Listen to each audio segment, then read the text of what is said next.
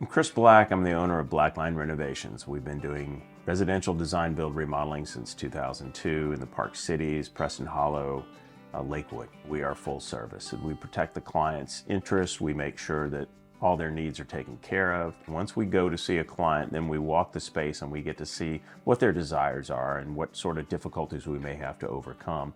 But the end goal of that meeting is to see, are we a good fit to start the budget process?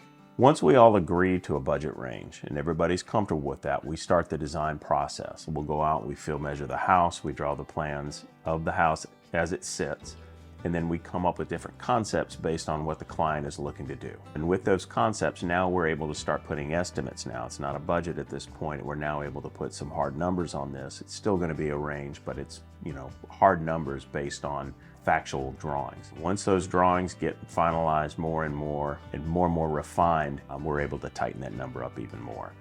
Part of that process as we're going through the design is going to be making the selections, making all the material selections, not just the design of the space from the architect's point of view, but also what is this interior space going to look like. Once the design is finished, we should at this point have a full set of plans that's been signed off by the homeowner, a full set of specifications been signed off by the homeowner, and a permit in hand. So at the end of design, we are ready for construction. Once the project starts, we are ready to go. All the materials have been ordered, or at least we know what the lead times are, so those can be factored in the schedule. A project manager has been assigned to your job. They're fully aware of what's going on. They have coordinated all the subcontractors and material suppliers that are going to be working on that job, and they handle that from start to finish.